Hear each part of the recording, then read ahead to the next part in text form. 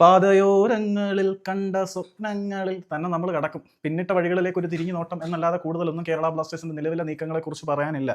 നമുക്ക് ഈ ദുരിതഗതിയിൽ നിന്ന് മോചനമുണ്ടോ എന്നുള്ള ചോദ്യത്തിന് ഇന്നും ഉത്തരം ഇല്ലാതെ നീണ്ടു കിടക്കുവാണ്.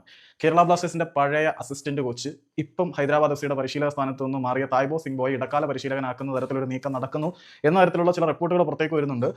ഇടക്കാല പരിശീലകനാക്കോ ഇല്ലയോ എന്നുള്ള ഒരു ചോദ്യചിഹ്നമായി അവിടെ നിൽക്കട്ടെ. പക്ഷേ കേരള ബ്ലാസ്റ്റേഴ്സ് തായ്ബോ സിംഗ്ബോയെ പരിഗണിക്കുന്നുണ്ട് എന്നുള്ളൊരു സത്യം തന്നെയാണെന്നാണ് മനസ്സിലാക്കാൻ കഴിയുന്നത്. എന്തെങ്കിലും ടെക്നിക്കൽ റോളിലേക്കായിരിക്കാം ആളിനെ പരിഗണിക്കുന്നത്.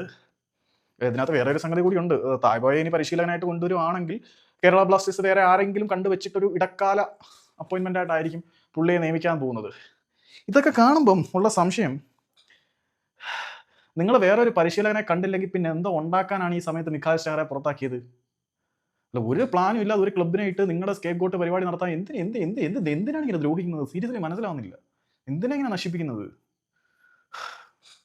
വെയ്യാങ്കി ഇട്ടിട്ട് പോടെ എന്നൊന്നും പറയാൻ പറ്റത്തില്ല. ഇട്ടിട്ട് പോകത്തില്ല. കാരണം ഇത് പണം കായ്ക്കുന്ന മരമാണെന്ന് അവർക്ക് നന്നായിട്ട് അറിയാം. പൊന്മുട്ടയിടുന്ന താറാവിനെ ആരും വേറെ ആർക്കും വിൽക്കില്ലല്ലോ. എത്ര പൈസയായിട്ട് ആൾ വന്നാലും ഇവന്മാർ കൊടുക്കാൻ പോകുന്നില്ല. കാരണം ഇവന്മാർ കേരള ബ്ലാസ്റ്റേഴ്സിന്റെ മുഴുവൻ സ്റ്റേക്കും വിൽക്കാൻ പോകുന്നില്ല. ക്ലബിനകത്ത് ഡിസിഷൻ മേക്കിംഗ് പവർ അവർക്ക് തന്നെ വേണം. അങ്ങനെ ഒരുപാട് സാധനങ്ങൾ പറഞ്ഞു വെച്ചുകൊണ്ട് തന്നെയാണ് അവന്മാർ ഇരിക്കുന്നത്. സോ അതിനെക്കുറിച്ച് ഞാൻ പിന്നീട് വിശദമായിട്ടൊരു വീഡിയോ ചെയ്യാം. ഇവന്മാർ ഉണ്ടാക്കുന്ന ലാഭത്തിനെ കുറിച്ച്.